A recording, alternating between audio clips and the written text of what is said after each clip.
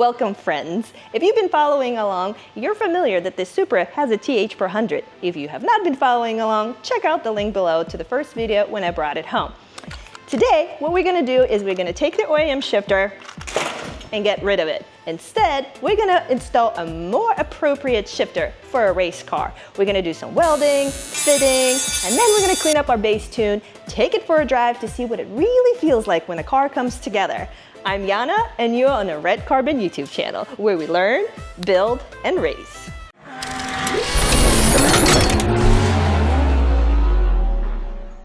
First, what I had to do is obviously remove the OEM shifter. I had no idea how to do it. I had to do some research on YouTube. And this is what it took me to remove an OEM shifter. Check it out real quick. First step, disconnect the shifter connectors.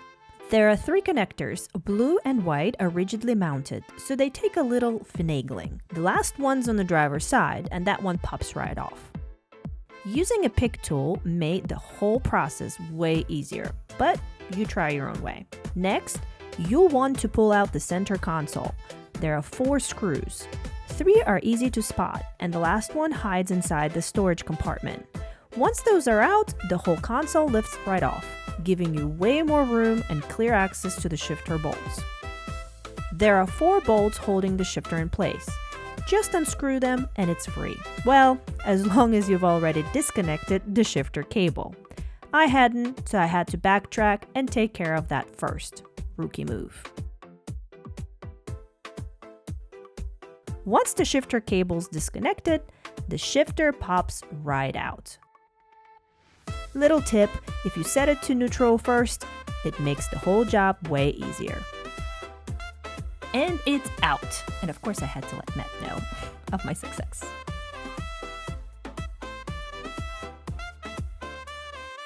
After looking at different shifter options, I went with the Hurst pistol grip shifter, which I ordered from Summit, link down in the description.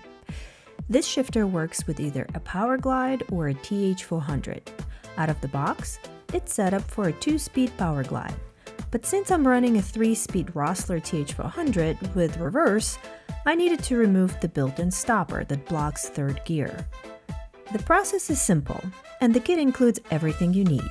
Once the stopper's out, you can cycle through the full range of gears. Starting in park, squeeze the lever to drop into reverse. Then neutral. From neutral, squeeze to hit first. To shift into second, just pull back. No lever is needed. But going into third does require squeezing the lever again. Downshifting is smooth too. You can step back gear by gear or push firmly to jump straight from third to first. Perfect for drag racing. The silver lever acts as a safety guard, so you can't accidentally throw it back into reverse. Finally, back into park. And let's check all of them again. Now the fun part, figuring out how to mount it so it looks like it truly belongs in a car. First things first, I had to figure out the perfect height and placement for the shifter. That means testing for comfort, checking the OEM panels, and making sure the shifter could move through its full range without smacking the dash. Lots of back and forth, but once I locked in the spot, it was time to start clearing obstacles. Step 2, trimming the dash support just enough to carve out a groove for the shifter cable. Turns out, that little groove just wasn't enough. After a lot more test fitting, I realized the center dash support had to be cut. Now, before you panic, it's not structural. It bolts into a metal ridge on the tunnel, so cutting it doesn't really compromise the dash at all. And yes, we triple checked before grabbing the saw.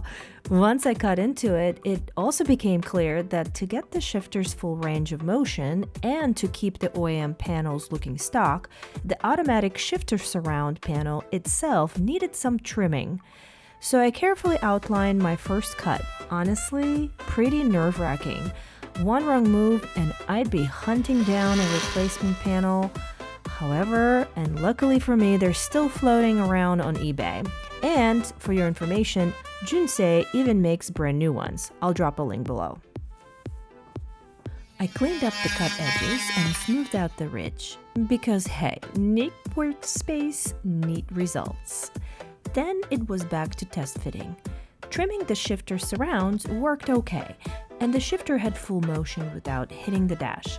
My main goal here was to avoid cutting into that little compartment next to the surround, known to every Supra owner as the cup holder. The tricky part was the seam where the dash meets the shifter surround. The cable just didn't have enough wiggle room. After a lot of thought, the only option was cutting straight through the center dash support. Don't worry, it did not affect its stability. Once that middle section was out, it actually made the perfect tunnel for the shifter cable to run through. A little more trimming on the panel and it all started coming together. Next, I grabbed the OEM shifter seal and used it as a template to cut a new aluminum plate, perfect for covering the transmission tunnel opening left behind by the old shifter. I got to break out the bandsaw for the very first time, cutting the base plate for my new shifter.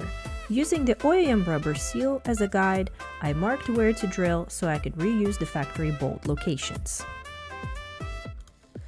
Then I drilled the new bolt holes, cleaned up the sharp edges, and rounded off the plate, making sure everything was smooth and safe so nobody ends up with cut hands during the install. Finally, test fitting the new panel, and, as it sometimes happens, Unfortunately, our holes do not align at all. Yep, I failed, which means doing the whole thing all over again. Test fitted the plate again, and round 2 was a success. All the bolt holes lined up, though one needed a little extra work. After opening it up slightly, all 4 bolts went in smooth like butter. Next up, building the standoffs to get the shifter to the perfect height. After measuring and cutting a 1-inch aluminum rod into 4 standoffs, I carefully marked their positions to align everything with the shifter. Honestly, not bad for the first-time fabricator. Of course, none of this would have been possible without Matt's OSHA-level quality control. Thanks to him, I've still got all 10 fingers and both hands. Impressive. Next, I made a new rubber seal pad to sit between the shifter plate and the transmission tunnel. This little step is key as it helps cut down on noise, vibration, and harshness, so everything is quiet and smooth. I got to use our hole puncher for the first time, and wow, that was actually fun. The results came out super clean. If you'd like to see the full fabrication process in detail, drop a comment below and I'll post a deep dive. And ladies and gentlemen, I'd like to report that we have a perfect fit. Good job. It is welding time.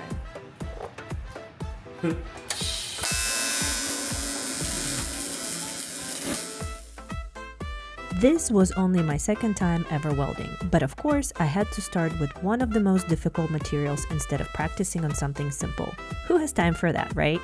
Honestly, I think the first test pass came out pretty decent. What do you guys think? We kicked it up a notch and added filler material to my practice run, and then it was time to weld the actual standoff. Don't worry, I did a test run on a dummy piece first. I really did try. Gave it my all with my whooping 30 minutes of welding experience, but no matter what, I just couldn't get it hot enough to melt properly.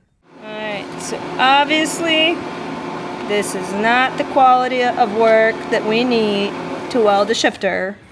So obviously Miss Yana is not going to be welding this. Well, mine's not going to be much better. It might just stick. But Miss Yana is going to be practicing how to weld it, and Mr. Matt is actually going to do the welding. At least he trusted me with the most important job, knob rotation.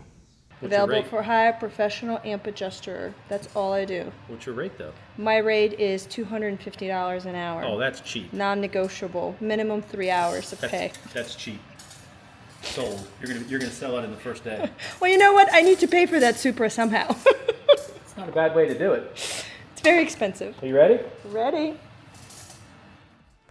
While I was busy distracting Matt, he actually laid down a pretty solid weld for a novice. Not bad at all. What do you guys think? All right. So we have a mount that was fabricated. How are you going to pay for this? I will not steal another Supra part from you next time I want to. I don't believe that at all. You guys would not believe how many parts she's borrowed from my build now that we have a few Supras. I don't know what he's talking about. Anyways, back to the most important thing. Oh, we might want to Oh yeah. kind of move that out of the way. You guys maybe see it better this way. So, moment of truth. Moment of truth. Moment of truth. It fits. Well, now you need to see if it teeter-totters, like if it's...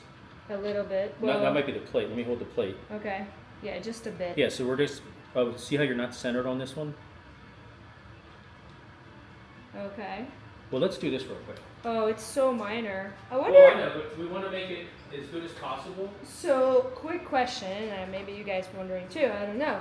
But if it was like a millimeter off, wouldn't just screwing it kind of make it tight enough where it wouldn't matter as much? Yeah, so this is going to, it will flex, but more so, that's why we have this, to take up some of the space that we knew it was going to warp. Oh, yeah. This will squish a little bit here, but it'll also get rid of noise and all that. But here, go ahead and pull it off. And we want to put like a dot in the center. Oh, great idea. And just see how far from center we are. You know, just kind of eyeballing it. There you go, just see. See if I can center that. Because the next thing we have to do is drill and tap the holes for the bolts. Okay. Oh, wow. That's actually... Oh, that came out great. That came out great. You guys should see it. All right, look at that, guys. You see the black dots? Why don't you get a side profile shot, too, to show how high we're raising the shifter. Yep. So, if you can see, we pretty much hit it on the mark. I don't think you can see all of them from that angle. But here we are. So, yeah, about 2 inches. A little bit under. That turned out pretty well. Yeah, it was a good idea. The welds, I mean, they look good. And all the credit goes to this guy who had the idea of how to do it.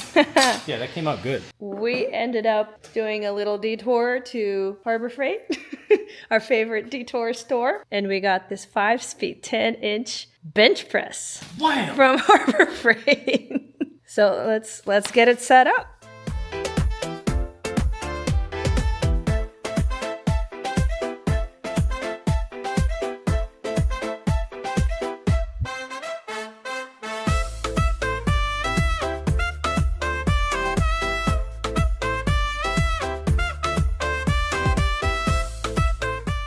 I have to say, using the drill press was a total game changer. Compared to doing it by hand, it's night and day. If you can, definitely add a drill press to your tool list. After some tapping and finishing touches, I think the shifter standoff turned out pretty great for my first ever fabrication.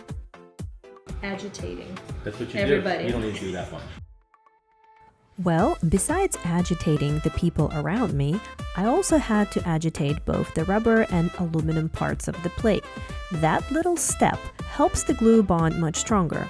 Once everything was roughed up, I applied the glue, sprayed it with water since it's water-activated Gorilla Glue, and pressed the 2 pieces together. We set it overnight to cure and ready to check out what it looked like in the morning.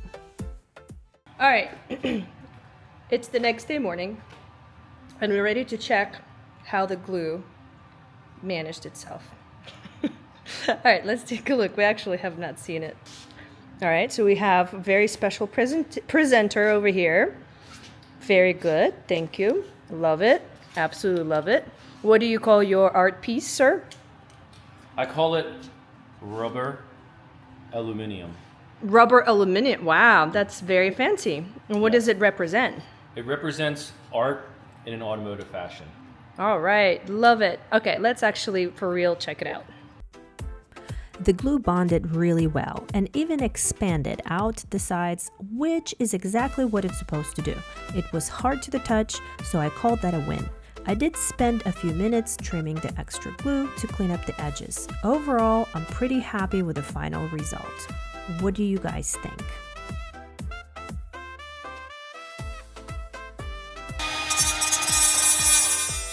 Finally, I had to trim just a small corner of the shifter so it could tuck neatly under the OEM panels. Simple, but necessary for that clean fit.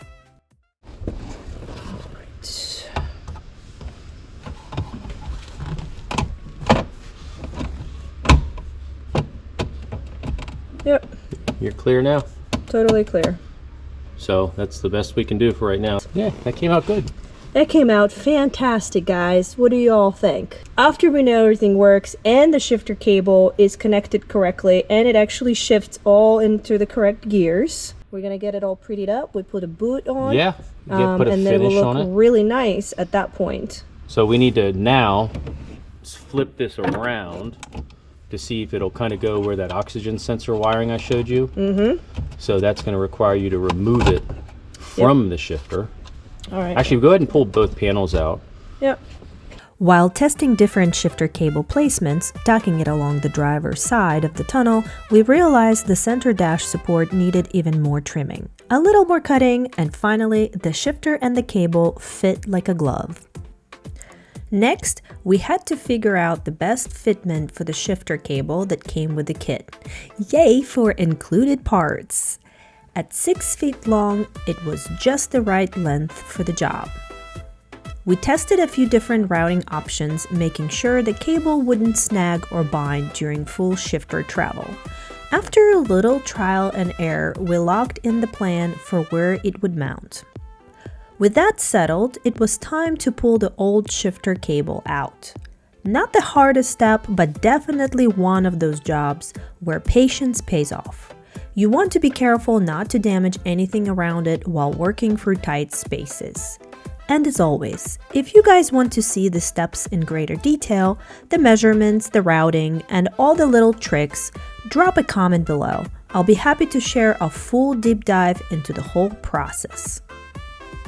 With the old shifter cable out, the next step was installing the new bracket to hold the replacement cable. Luckily, it came in the kit. Since these kits aren't car specific, the bracket needed a little persuasion, or as I call it, some caveman love. A few taps, bends, and adjustments later, it finally lined up. Once secured, we ran the new shifter cable through, checked for clearance, and locked it all in. In the end, it fit snug, worked smoothly, and looked like it could have come straight from the factory. Well, not really, but that's what we were hoping for.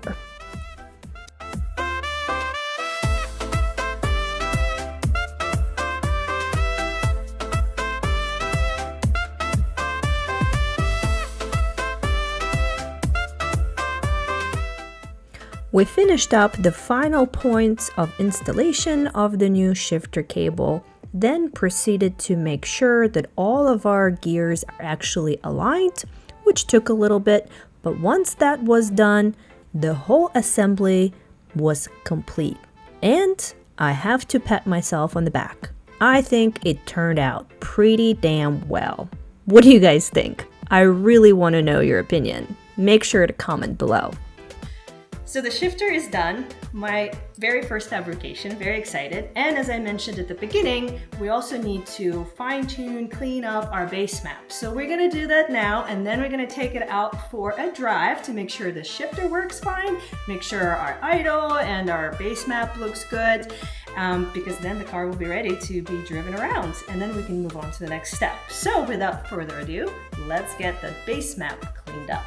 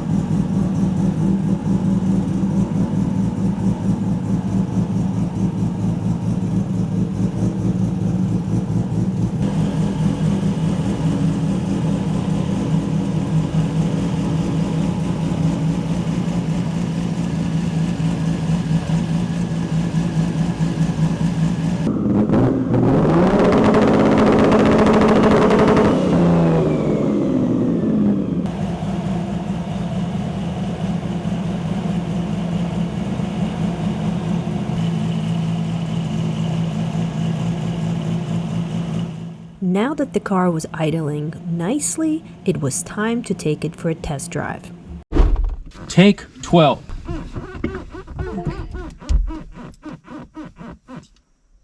What's up? What'd you do with your key, dummy? Did you just use the force? I tried. Good job. It didn't work. It didn't work. You don't have the force. No, I don't know. Hey, there's all this red hair all over the car. Oh, never mind. This is your car. You're allowed to do that. My force is to shed my hair everywhere. So if somebody finds a red hair in their car, I probably was there. Well, you see, I find them in mine all the time. You should.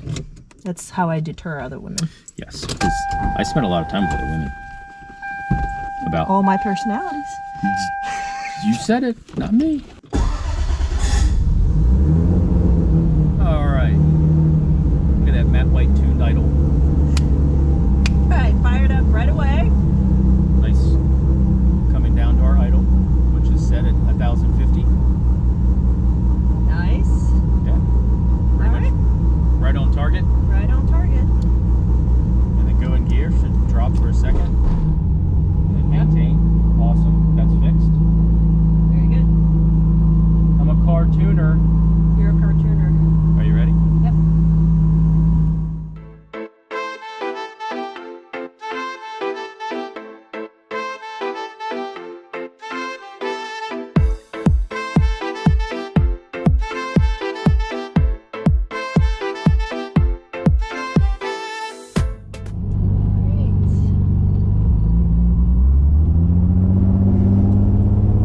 All right, go give it like half throttle and shift it like 4.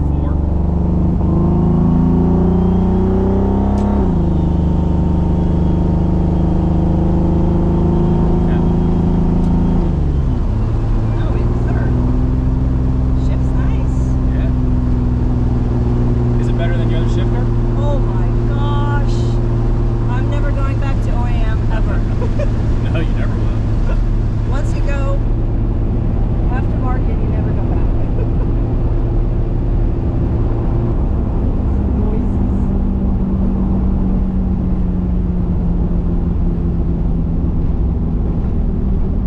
So let me test something. Can I go all the way almost to like a stop and then just shift into first? Yeah. Okay. You mean start like basically in third? Right here. Yeah, just watch the cars. Oh, they're turning, of course. Oh, they'll have to wait. So I get to go first. That's first there, right? It should be first. Yeah. Give it some gas.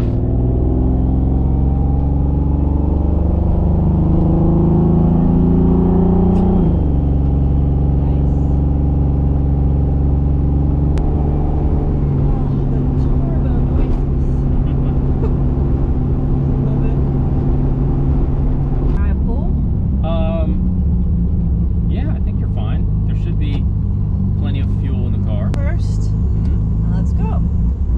Floored. And then boost.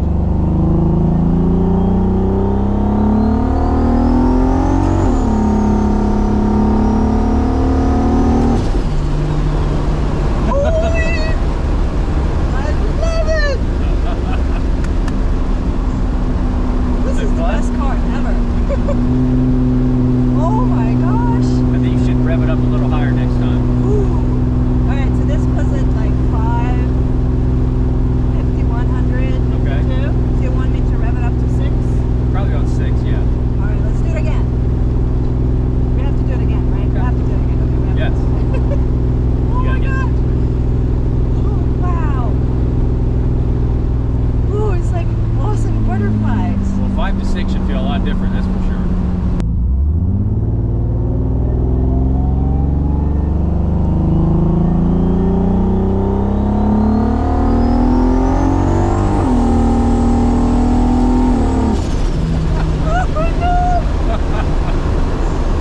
Wow! Yeah, that starts to pull nice. Yes! How you like it? I'm in love. Oh my god, that is awesome. Wow, big difference between 5 to 6,000. Wow. Was that around 6? That was at 6. Good job on the shifts. Woo! Love it.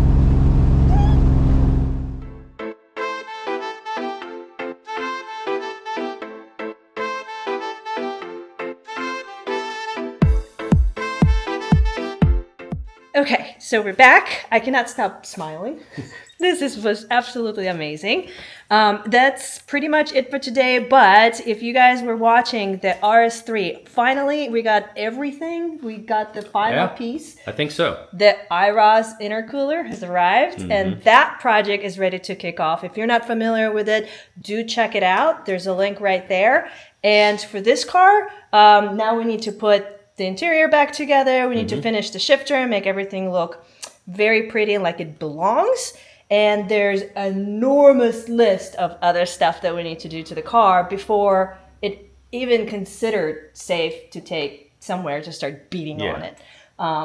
Especially getting a proper tune with a tuner done. And my most exciting part that's going to be also coming up, I don't know, next video, maybe multiple videos, but taking it to a dyno because I cannot wait to see what this baby is capable of. 1,000 horsepower. I'm pretty sure it's more than that. Yeah, we're going to find. All right, well, we'll take bets. What do you guys think? Comment below. How powerful do you think this car? What would be its best Rear wheel horsepower. Rear wheel horsepower. I want to hear it. What do you guys think? 1,010. That's what I'm saying. You're saying 1,010. Turned all the way up. Turned all the way up. I'm going to say 11. 11 what? Just 11. Just No, 1100. you can't have it 11. 1100. 1100. Okay. All right. 1150. How's that? That's aggressive. I like it. Oh, okay. Well, I heard what the turbo's capable of, so I'm just gonna lean on the higher side. Either way, thanks so much for watching, and we'll see you guys next time.